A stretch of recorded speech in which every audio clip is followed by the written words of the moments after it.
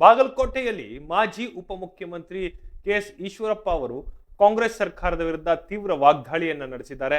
ರಾಜ್ಯದಲ್ಲಿ ಕಾಂಗ್ರೆಸ್ ಸರ್ಕಾರವು ಮೈತೊಳೆದ ದೇವರು ಎಂಬಂತೆ ವರ್ತಿಸ್ತಾ ಇದೆ, ಮೈತೊಳೆದಂತಹ ದೇವರು ಎಂಬಂತೆ ವರ್ತಿಸ್ತಾ ಇದೆ ಎಂದು ಅವರು ಆರೋಪಿಸಿದ್ರು.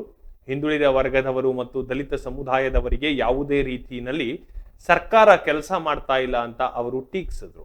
ಜವಾಬ್ದಾರಿ ಇಲ್ಲದೆ ರಾಜ್ಯ ಸರ್ಕಾರ ವರ್ತಿಸ್ತಾ ಇದೆ ಎಂದು ಅವರು ಹೇಳಿದ್ರು. ಜನರು ಯಾವಾಗ ಚುನಾವಣೆ ಬರ್ತದೋ ಎಂದು ಕಾತುರದಿಂದ ಕಾಯ್ತಾ ಇದ್ದಾರೆ ಅಂತ ಕೂಡ ಹೇಳಿದ್ರು. ಸರ್ಕಾರವನ್ನ ವಿಸರ್ಜನೆ ಮಾಡುವಂತಹ ರೀತಿಯಲ್ಲಿ ಜನರು ಕಾಯ್ತಾ ಇದ್ದಾರೆ ಎಂದು ಅವರು ವ್ಯಂಗ್ಯವಾಡಿದ್ರು. ನಾಟಿ ಕೋಳಿ ತಿಂದ ನಂತರ ಇಡ್ಲಿ ತಿಂದ ನಂತರ ಹೊಂದಾಣಿಕೆ ಆಗಿದೆ ಎಂದು ಹೇಳಲಾಗ್ತಾ ಇದೆ. ಇದು ಸಂತೋಷದ ಸಂಗತಿ ಎಂದು ಈಶ್ವರಪ್ಪ ವ್ಯಂಗ್ಯವಾಡಿದ್ರು. ರಾಜ್ಯದ ಅಭಿವೃದ್ಧಿಗಾಗಿ ಸರ್ಕಾರವು ಹಣ ಬಿಡುಗಡೆ ಮಾಡಬೇಕು, 50 ಕೋಟಿ 20 ಕೋಟಿ ಆದರೂ ಬಿಡುಗಡೆ ಮಾಡಲಿ ಎಂದು ಅವರು ಆಗ್ರಹಿಸಿದ್ರು. ಸರ್ಕಾರದ ಆಡಳಿತವನ್ನ ಉಪ್ಪಿನಕಾಯಿಗೆ ಹೋಲಿಸಿದಂತಹ ಅವರು ಅಭಿವೃದ್ಧಿ ಕಾರ್ಯಗಳ ಕೊರತೆಯ ಬಗ್ಗೆ ಅಸಮಾಧಾನವನ್ನು ವ್ಯಕ್ತಪಡಿಸಿದ್ರು. ರಾಜ್ಯದ ಜನರಿಗೆ ಉತ್ತಮ ಆಡಳಿತ ನೀಡುವಲ್ಲಿ ಸರ್ಕಾರ ವಿಫಲವಾಗಿದೆ ಎಂದು ಅವರು ದೂರಿದರು.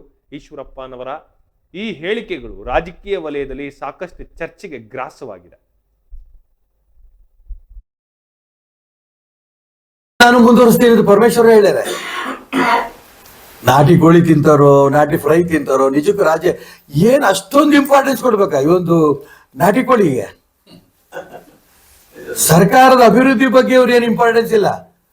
ನಾಟಿ ಕೋಳಿಗೆ ಟಿವಿ ಬ್ಯಾನರ್ ಅದ್ರಲ್ಲಿ ಬರುತ್ತೆ, ಮುಖ್ಯಮಂತ್ರಿಗಳು ಉಪಮುಖ್ಯಮಂತ್ರಿಗಳು ಬ್ರೇಕ್ಫಾಸ್ಟ್ ಮೆನು ಏನು?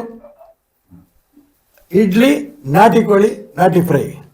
ಅರೆ ಮುಖ್ಯಮಂತ್ರಿಗಳು ಮಂತ್ರಿಗಳು ಸೇರಿದಂತ ಸಂದರ್ಭದಲ್ಲಿ ಅವ್ರು ಹೊಂದಾಣಿಕೆ ಚರ್ಚೆ ಮಾಡ್ಲಿ.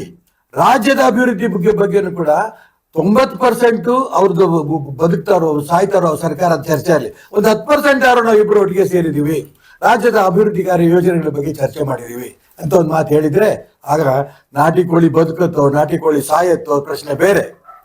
ಆದ್ರೆ ಅಲ್ಲಿ ಸೇರಿದಾಗಲೂ ಕೂಡ ನಾಟಿ ಕೋಳಿ ತಿನ್ನದ ಬಗ್ಗೆ ಯೋಚನೆ ಮಾಡ್ತಾರೆ ವಿನ ಅವರ ಯಾರು ಮಂತ್ರಿ ಆಗ್ಬೇಕು, ಮುಖ್ಯಮಂತ್ರಿ ಆಗ್ಬೇಕು, ಉಪಮುಖ್ಯಮಂತ್ರಿ ಆಗ್ಬೇಕು ಇದು ಮಾಡ್ತಾರೆ ವಿನ ಅಲ್ಲೂ ಕೂಡ ರಾಜ್ಯದ ಜನರ ಬಗ್ಗೆ ಚರ್ಚೆ ಆಗ್ಲಿಲ್ಲಲ್ಲ. ಇದು ನನಗೆ ಬೇಸರ. ನಾಟಿ ಕೋಳಿ ನಾನು ಮುಂದುವರಿಸ್ತೀನಿ. ಪರಮೇಶ್ವರ ಹೇಳಿದ್ದಾರೆ, ನಾಟಿ ಕೋಳಿ ತಿಂತಾರೋ, ನಾಟಿ ಫ್ರೈ ತಿಂತಾರೋ, ನಿಜಕ್ಕೂ ರಾಜ್ಯ ಏನ್ ಅಷ್ಟೊಂದು ಇಂಪಾರ್ಟೆನ್ಸ್ ಕೊಡ್ಬೇಕಾ ಈ ಒಂದು ನಾಟಿ ಕೋಳಿಗೆ? ಸರ್ಕಾರದ ಅಭಿವೃದ್ಧಿ ಬಗ್ಗೆ ಅವ್ರು ಏನು ಇಂಪಾರ್ಟೆನ್ಸ್ ಇಲ್ಲ. ನಾಟಿ ಕೋಳಿಗೆ ಟಿವಿ ಬ್ಯಾನರ್ ಅದ್ರಲ್ಲಿ ಬರುತ್ತೆ, ಮುಖ್ಯಮಂತ್ರಿಗಳು